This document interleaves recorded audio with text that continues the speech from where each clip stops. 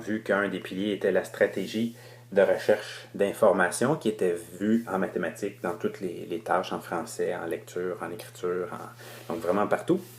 La contribution et la motivation.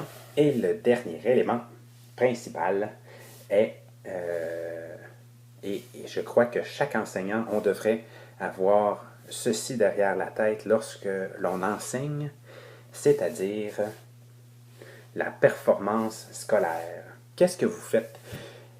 Comment vous amenez les évaluations, les méthodes d'apprentissage? Comment vous amenez ça dans votre classe pour voir si les élèves ont des hausses des résultats?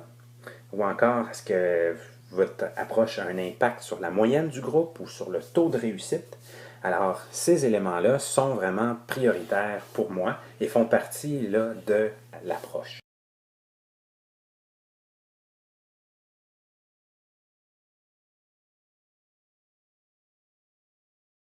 J'ai mis en application la classe inversée l'année dernière. J'ai fait des tests sur les résultats pour voir, peut-être je ne l'ai pas utilisé assez longtemps, mais pour voir que j'avais une portion de ma classe, donc les 7 à 8 élèves qui étaient les plus faibles étaient encore plus handicapés par cette approche-là. Donc, je n'arrivais pas à les engager plus dans l'approche parce que la classe inversée consiste à avoir un petit clip vidéo qui est donné aux élèves la veille et qui explique la notion. Ils peuvent aussi avoir un exercice ou un devoir à faire à ce moment-là. Les élèves peuvent répéter et relire, réentendre le clip vidéo autant de fois qu'ils veulent. Et le lendemain, dans le temps de classe, on est porté à les faire collaborer pour que les élèves puissent essayer d'aller vérifier les éléments qu'ils ont compris. J'avais remarqué que j'avais plusieurs élèves, donc j'en avais 7 à 8 qui n'allaient pas voir les vidéos. Je me suis mis à faire une forme de prostitution. J'ai changé ma voix. Vous pouvez voir l'évolution de mes vidéos là, sur YouTube. Et tout ça faisait que ça me demandait de plus en plus de temps de faire les vidéos et que l'impact sur mes élèves qui étaient en difficulté n'était pas modifié. L'intention de faire des vidéos drôles, c'était que les élèves, par eux-mêmes, se disent « Hey, va voir la vidéo du prof, c'est vraiment drôle, puis c'est vraiment clair son explication. » Et ça n'a pas fonctionné. Donc, par la suite, j'ai simplement expliqué devant les élèves en enregistrant mon explication, ce qui donne un résultat vidéo vraiment très mauvais, avec une prise de son qui est très mauvaise. Mais j'ai réalisé à ce moment-là aussi que mes élèves avaient une hausse des résultats en agissant ici. Donc le soir, quand ils arrivaient à la maison, ils avaient l'explication que j'avais donnée en classe. Les élèves qui n'allaient pas voir la vidéo avaient au moins eu l'explication en classe. Et puis même mes plus forts avaient des notes encore plus fortes parce qu'ils étaient portés à aller revoir la vidéo le soir. Donc, des vidéos explicatives où est-ce que j'ai légèrement délaissé la classe inversée, là, mais sûrement que des preneurs de la classe inversée vous expliqueraient que si vous poursuivez, que les élèves vont se mettre à aller voir les vidéos. Les autres éléments mis en place sont la correction dans la même journée. Donc, lorsqu'ils ont un test, un quiz, ils savent qu'après le test ou le quiz, ils vont avoir des devoirs, des travaux à faire. Ça va se passer en silence à ce moment-là. Et moi, je suis au bureau en train de corriger. Donc, à la fin de la journée, ils vont avoir leurs résultats. Les résultats sont toujours exprimés en pourcentage. Donc, au lieu d'avoir une feuille avec 11 sur 18, où est-ce que l'élève ne sait pas trop si c'est un bon ou un mauvais résultat, c'est toujours marqué 11 sur 18 et le résultat en pourcentage. Comment je fais pour calculer ça très rapidement? Vous allez voir un peu plus tard, là, je me sers essentiellement d'Excel. Donc, tous les résultats de tous les quiz et tous les tests sont toujours recopiés dans Excel. Et puis, je demande à Excel de me donner les résultats là, en pourcentage. Afin de favoriser l'engagement dans la performance scolaire, les élèves en mathématiques l'année dernière avaient des quiz et des tests. Donc le mardi, ils avaient un quiz sur une notion et le jeudi, ils avaient le test. Si dans le quiz, l'année dernière, ils avaient 85% et plus, ils étaient exemptés de faire le test. Ce qui m'amenait que j'avais toujours environ 7, 8, des fois 10 personnes qui n'avaient pas à refaire le test le jeudi. Mais j'ai réalisé que c'était difficile, très difficile pour certains élèves, ceux qui avaient 40 ou 45, d'avoir 85, c'était tout simplement impossible. Donc, ces élèves-là sont portés à devenir de plus en plus paresseux. Donc, ils ne se préparaient pas pour le quiz, ils s'essayaient dans le quiz, puis là, ils réalisaient par après qu'il n'y avait pas eu un bon résultat, donc ils se mettaient à travailler pour le test. Et ce n'était pas mon intention, je ne voulais pas les rendre plus paresseux. Donc, l'année prochaine, ça va être bien simple. Lors de la première étape, ils vont être exemptés du test s'ils ont 20% de plus que leur note de fin de cinquième année dans le même domaine. À la deuxième étape, 15 et à la troisième étape, 10.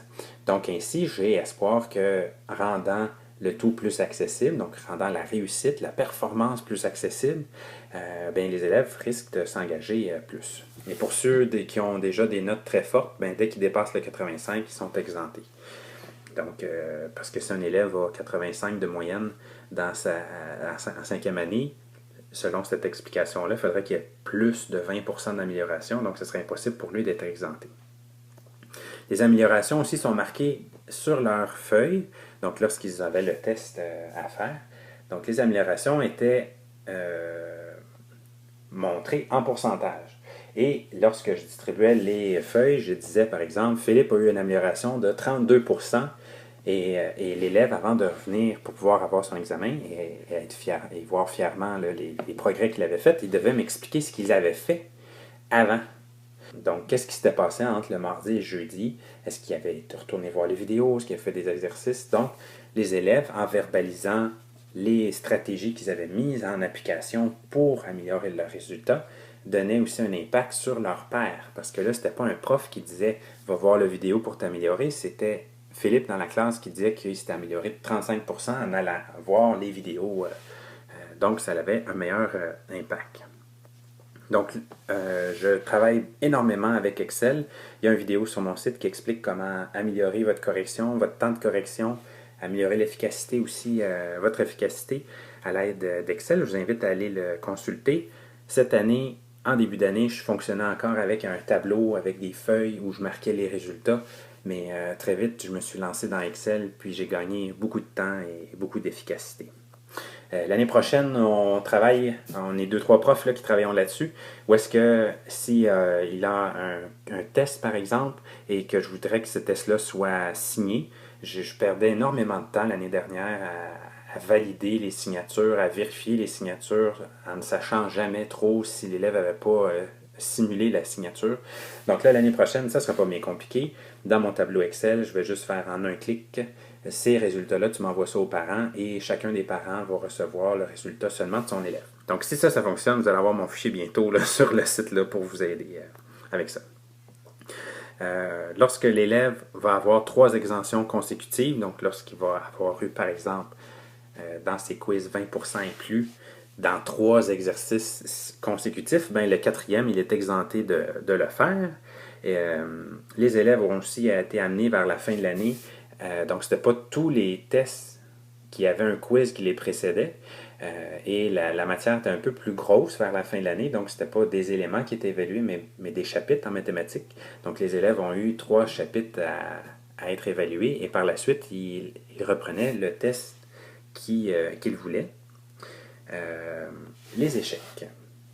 Les échecs dans la pédagogie 3.0 sont présents et ne sont pas évités. Ce qui fait que si les élèves, parce qu'ils se sont placés avec des amis, parce qu'ils décident de ne pas participer dans la permanence ou parce qu'ils ne font pas les stratégies de recherche d'information, donc ils se retrouvent en échec, ben ils sont laissés en échec. Donc ce qui explique aussi qu'en début d'année, en sixième, ou en cinquième. Bref, en début d'année, avec mon approche, des fois, la moyenne du groupe chute parce que certains élèves passent par l'échec.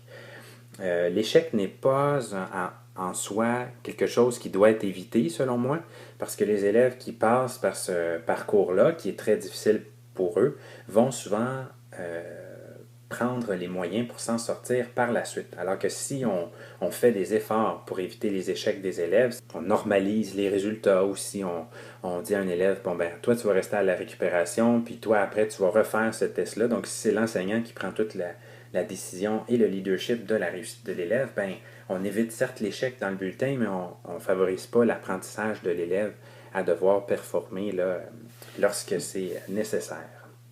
Donc les échecs sont présents dans la pédagogie, ils sont acceptés et ça fait partie un peu de l'approche de William Glasser, la théorie des choix, c'est-à-dire qu'il y a des conséquences naturelles à leur manque de travail, d'études, et puis ben, l'échec en fait partie. Et enfin, les tests réalisés sur ordinateur. Donc, les élèves qui font des quiz, des tests et qui sont faits à l'ordinateur, ils ont donc le résultat instantanément. Donc, il y a un mélange de tout ça qui fait que la performance scolaire va être mise de l'avant pour que les élèves réussissent à avoir de meilleurs résultats au niveau de l'autonomie et au niveau aussi là, de leur bulletin. Donc, on voit que les tics sont présents dans tous les éléments et on voit aussi que la réussite est toujours au premier plan, c'est-à-dire peu importe qu'on soit en stratégie de lecture ou qu'on soit dans Pangea, où est-ce que les élèves vont apprendre que leur créativité peut être pratique aux autres, ou encore la performance scolaire, on va voir que les stratégies mises en place vont faire qu'il va y avoir des résultats qui vont s'améliorer. Donc, les tics sont toujours présents dans la pédagogie. Si vous étiez un petit oiseau et que vous entreriez dans la classe, en voyant ce graphique-là, vous diriez, mais mon Dieu, c'est terrible, comment est-ce qu'il fait pour enseigner, à quoi ressemble son quotidien? Bien, essentiellement, l'autonomie n'est pas un point qui est comme enseigné, c'est comme latent, comme l'éthique. C'est intégré dans chacun des 5 autres éléments. Donc, je pourrais avoir une période en stratégie de recherche d'informations, une période où les élèves inventent des exercices ou réalisent les exercices faits par leur père, une période qui est axée sur un projet ou encore sur une collaboration ou une contribution à construire leur savoir, une période axée sur le jeu Pangea, et une période qui est plus axée sur l'analyse, les quiz, des tests. Donc, dans une journée, j'ai entre 5 à 6 périodes d'enseignement. Donc, voici à quoi ressemble mon quotidien. Il est certain qu'à certains moments donnés de l'année, je suis plus dans un élément que d'autres. En début d'année, je suis moins dans la créativité et moins dans les projets et plus dans les éléments subséquents. Mais donc, il y a une fluctuation dans l'année qui se passe, comme dans votre classe, j'en suis convaincu. Et l'année prochaine, ce que je vais essayer de faire, c'est de décloisonner ça. Donc, au lieu d'être tout le monde ensemble en train de faire une période de permanence de l'apprentissage, mais d'avoir une espèce de disque qui tourne où est-ce que j'ai certains élèves qui sont dans la permanence, d'autres qui sont en train de faire un test, par exemple, d'autres sont en train de faire un exercice de recherche. Mais je vais voir ce que je peux faire là, pour mettre ça en application. Alors, c'était mon explication de la pédagogie 3.0 et ça complète tout ce qui est mis en place à ce niveau-là. Et ben c'est ça, je vous invite à continuer à suivre les découvertes que je fais sur ces différents points-là sur mon site web. Alors, à bientôt!